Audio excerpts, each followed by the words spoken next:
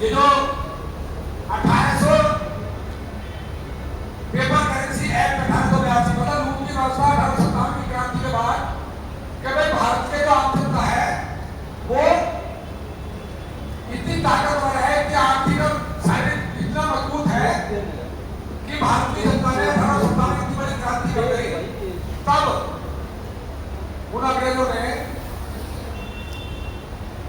ऐसी नीतियां बनाओ तो 1860 में उन्होंने अंग्रेजों ने 1860 से पहले यहाँ ईस्ट इंडिया कंपनी का शासन था, लेकिन 1860 के बाद यहाँ सीधा ब्रिटिश शासन स्थापित हुआ और कानून का राज स्थापित हुआ। और कानून उन्होंने कहा कानून ऐसे बनाओ कि भारत के लोगों के पास धन नहीं रहना चाहिए। आर्थिक लूट के उन्होंने सारे हथकंडे कानून के माध्यम से भारत पर वो थोप दिए। टैक्स बना दिया, कलेक्टर बना दिया टैक्स वसूलने के लिए, वो सारा सिस्टम बना दिया। और सिस्टम बनाते बनाते उन्होंने देखा कि अभी बात बनी नहीं, इसलिए इनके जो मापक है और सबसे जो महत्वपूर्ण मापक है किसी वस्तु के मूल्य को मापने का जो मापक है वो मुद्रा है, वो है रुपया। तो 1882 में वो एक कानून लेकर गए, उस कानून का नाम है पेपर करेंसी एक्ट 1882। उसमें उन्होंने सीधा जो भारत की मुद्रा थी, जो मानक स्थिर और निश्चित था, उसको तोड़ दिया।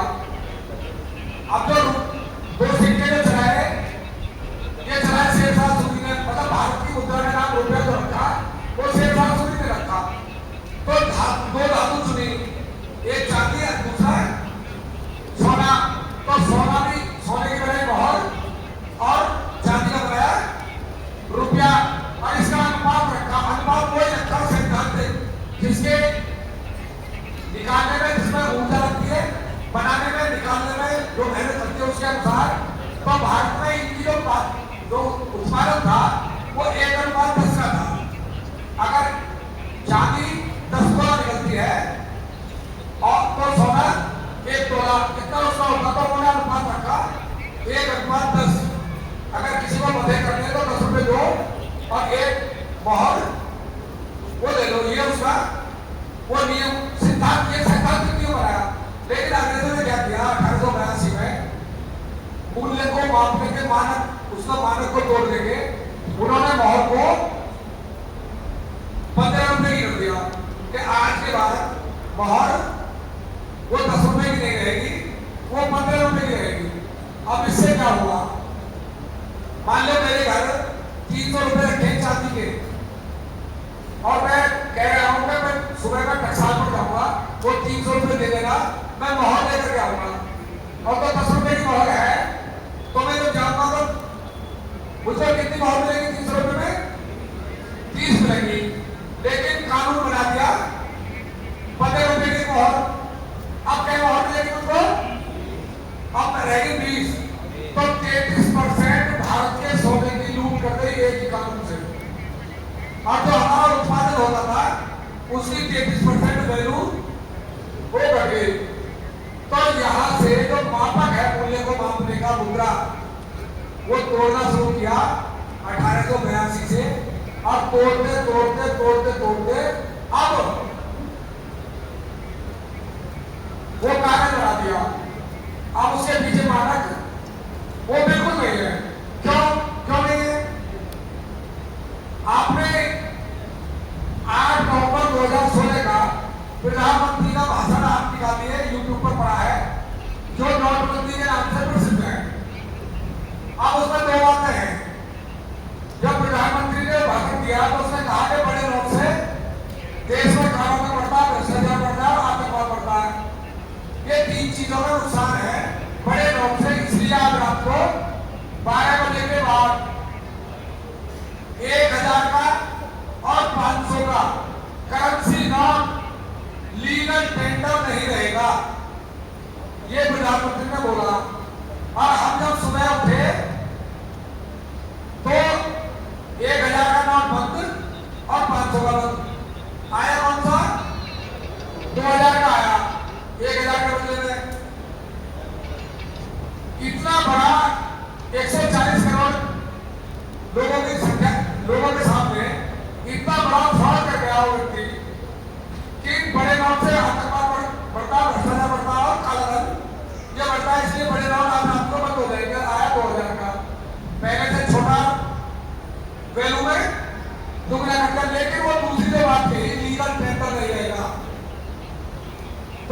मतलब रुपया नहीं है, वो रुपये का लीगल टेंडर है।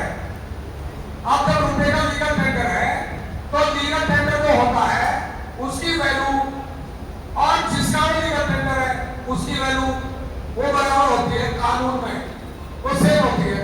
लेकिन जब इसको देखा कि भाई ये लीगल टेंडर है जो बैंक नोट दे रहा है और हमारा रुपया वो रुपया है 777 मिली, चूंकि एक तोला का भाव है 1 तोले की, जब 15 रुपए की कानून के आधार पर कर दिया तो उस मोहर का 15वां हिस्सा वो क्या है 1 रुपया, वो 1 रुपये का मानक हो गया। तो जो रुपये का मानक है वो 777 मिलेगा। गोल्ड तो जो गोल्ड है 777 मिलेगा वो 1 रुपया है। अब उसका जो एक कागज का नोट है या इलेक्ट्रिक सिक्का है ये उसका लीगल टेंडर है, तो इसकी वैल्यू और 777 मिलेगा गोल्ड की वैल्यू तो हमारा रुपया उसकी वैल्यू बराबर होनी चाहिए। लेकिन इस जो बैंक नोट दे रहा है आपको इस रुपये में जब मार्केट में जाते हैं तो हमको मिलती है 1 टॉफी और 777 मिलीग्राम गोल्ड को लेकर के बाजार में जाते हैं तो हमको मिलती है 13,500 टॉफियां। तो दोनों की वैल्यू में अंतर कितना आ गया 13,500 उनका डिफरेंस हो गया। सबकी वैल्यू कितनी परचेजिंग पावर दोनों की वो बराबर होनी चाहिए। अगर परचेजिंग पावर की बराबर है तो हमको कोई आपत्ति नहीं है, हमको कोई प्रॉब्लम नहीं है।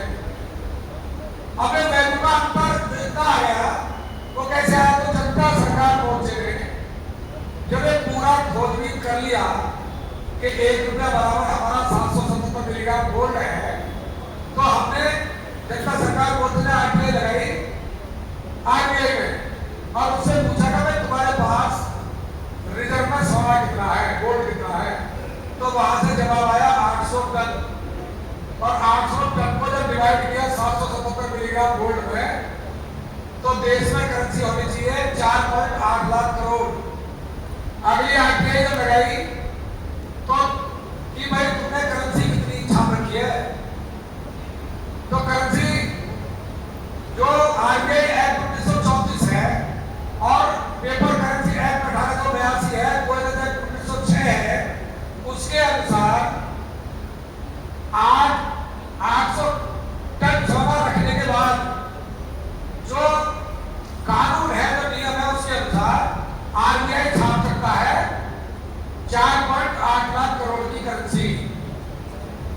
लेकिन आरबीआई जो हमने डाली तो उसका जवाब आया निकल करके आरबीआई ने कहा कि हमने करेंसी छाप रखी है 34 लाख करोड़ की, तो वो है पेपर में और 1 लाख करोड़ की है सिक्कों में, तो 35 लाख करोड़ की करेंसी आरबीआई ने वो छाप दिया है और छाप सकता है वो 5 लाख करोड़ मान लेते हैं तो 30 लाख करोड़ की करेंसी देश में बिना गोल्ड के वो चल रही है। इसलिए देश में कोई महंगाई नहीं है। देश में जो रुपए का जो है चूंकि बिना समय के बिना मानक के रुपया छाप दिया तो वो अवैध है, वो इलीगल है। और वो रुपया हमको लोन में वो दे दिया, उसके भीतर समय नहीं है। अब अगली आरटीआई हमने लगाई कि तुमने कर्जा कितना बांट रखा, तो डॉक्टर साहब ने बता रहे थे कि 2014 तक इस देश पर कर्जा, देश के लोगों पर कर्जा था जो बांट रखा था आरबीआई ने बैंकों के माध्यम से, वो था 55 लाख करोड़ और आज है 255 लाख करोड़। अब करेंसी कुल है वैध और अवैध दोनों मिलाकर के 35 लाख करोड़ है और कर्जा बांट दिया 255 लाख करोड़। तो क्या आपको पूछना नहीं चाहिए कभी तुमने जो हमारे उत्पादन के बदले में या लॉन एग्रीमेंट में, अब जो लॉन एग्रीमेंट हमने लॉन के लिए आवेदन दिया तो हमने भारतीय मुद्रा रुपया मांगा लॉन में और बैंक ने जो एग्रीमेंट किया है लॉन एग्रीमेंट उसमें भी उसने लॉन में एग्रीमेंट में भारतीय रुपया देने का वादा किया है एग्रीमेंट में और एग्रीमेंट एक्ट है बाकायदा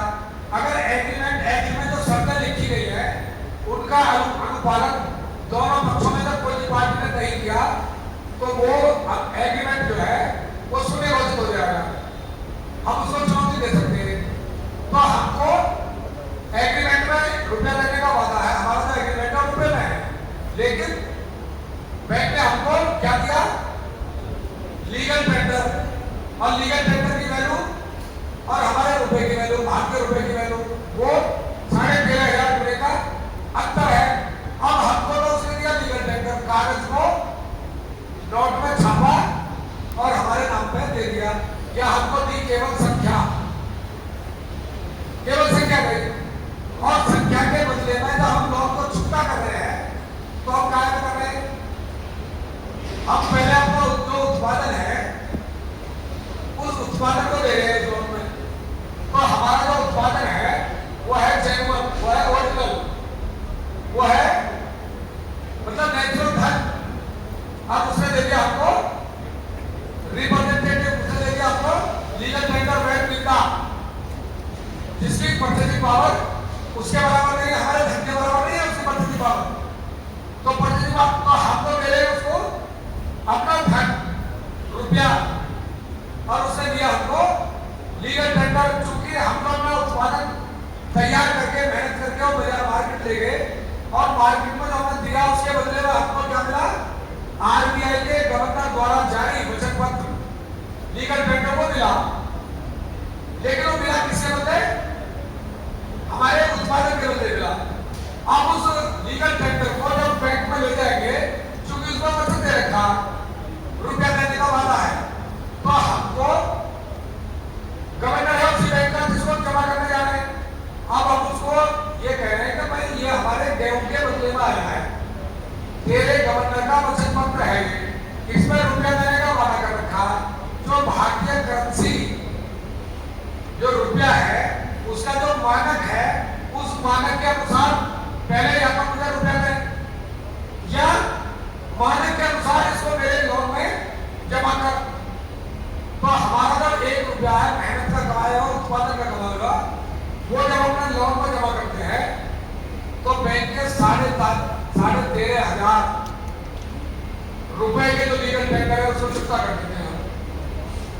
तो 13.5 लाख का आज की डेट में लगभग 13.5 लाख का लोन वो हमारे 1 रुपए में, तो 100 रुपए में वो चुकता होता है। अब ये हमको सवाल पूछना वाजिब बनता है कि नहीं बनता? अब हमको बैंक किसको मानता है? जब हमारा आवेदन जाता है तो बैंक इसको उसका जवाब नहीं देता, तो बैंक उसमें हम बड़े सवाल है वो पूछते हैं, कुछ आरोप लगाते बैंक पर, अपने जो संशय है उनके समाधान के लिए आवेदन है। और आवेदन का बैंक अगर जवाब नहीं देता तो फिर कानून में यह है, अगर हम किसी पर लिखित आरोप लगा रहे हैं और वो उसका जवाब नहीं देता है, तो इसका मतलब उसने वो आरोप वो स्वीकार कर लिए।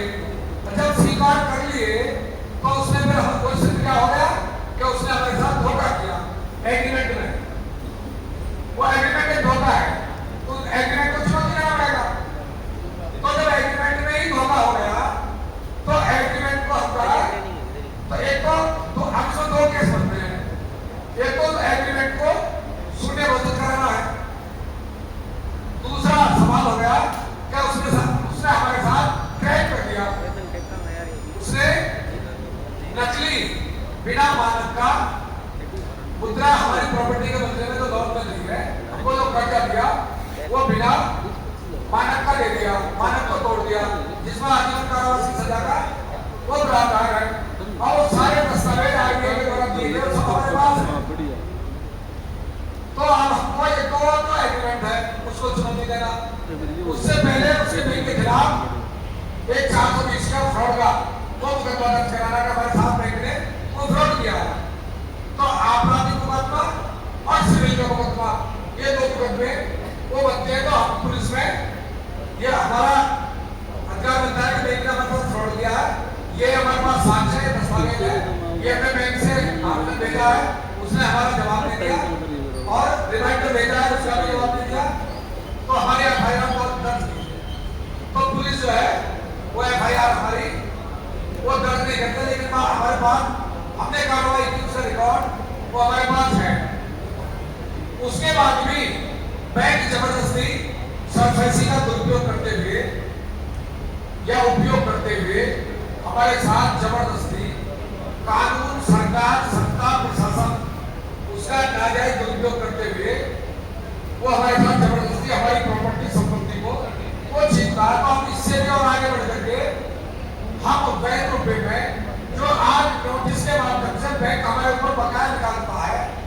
उस बकाया को हम वैध रुपए में, मतलब 13.5 लाख का जो लोन है उसमें 1 रुपया जो हमारा वैध कमाई का है उसके माध्यम से पूरा लोन जो आज निकाल रहे हैं उसको चुकता करते हैं और बैंक से एनओसी की वो डिमांड करते हैं, लेकिन बैंक एनओसी की वो नहीं देता है। तो पुलिस ने, हमारे प्रशासन ने हमारी नहीं सुनी, बैंक हमारे नहीं सुन रहा और एनओसी भी नहीं दे रहा। तो फिर अगली कार्रवाई हमारी होती है कि हम कानून में जो है एक लीगल नोटिस धारा 80 सीपीसी का वो नोटिस हम देते हैं, उसका पुलिस को भी जोड़ते हैं।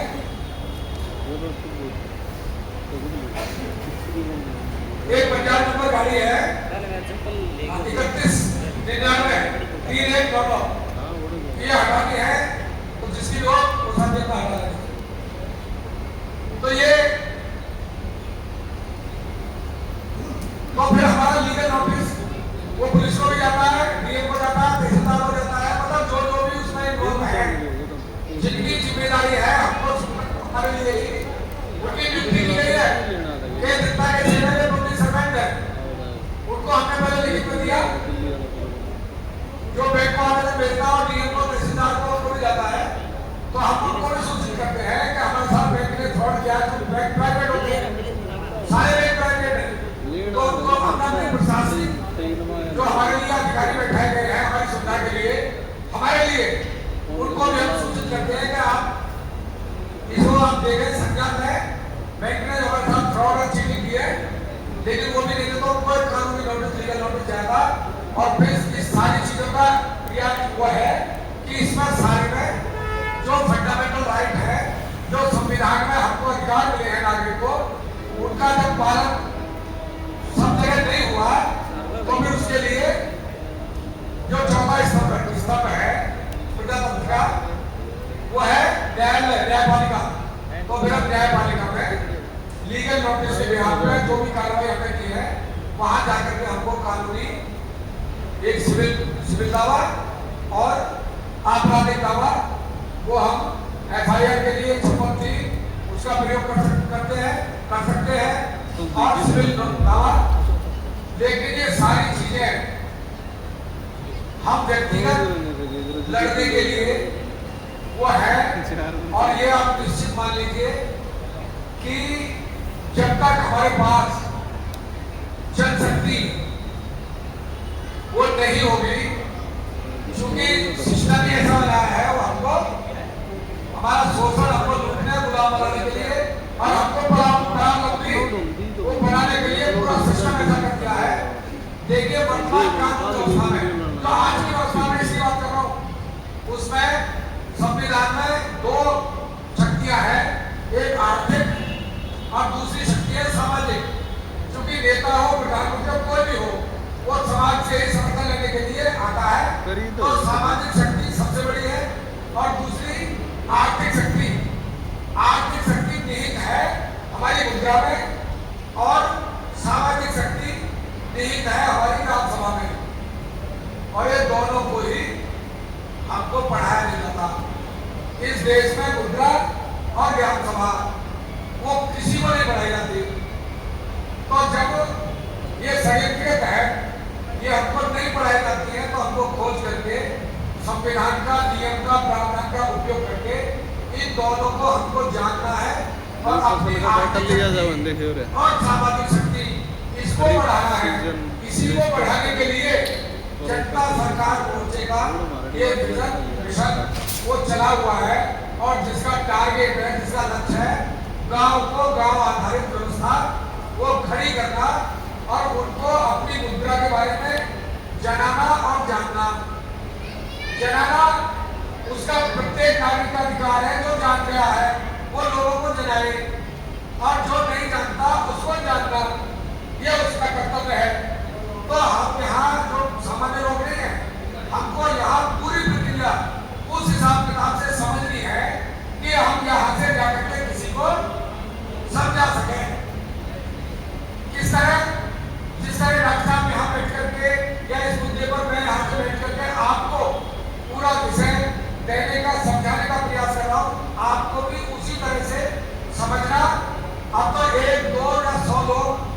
लगे हुए हैं समझाने पर, लेकिन अगर जितने भी सामने लोग बैठे हैं, अगर ये सारे लोग समझाने पर लग जाए तो जितना तीव्र गति से, तेज गति से हम इस मिशन को लेकर के समाज के बीच में जाएंगे, उतनी जल्दी ये दोनों शक्तियों को हम इसके दुरुपयोग से मुक्त होकर के अरे दोनों शक्तियों के मालिक हम बन जाएंगे और हम एक स्वतंत्र आजाद जीवन जीने में के लिए सक्षम और पर्याप्त शक्ति से ओतप्रोत हो जाएंगे।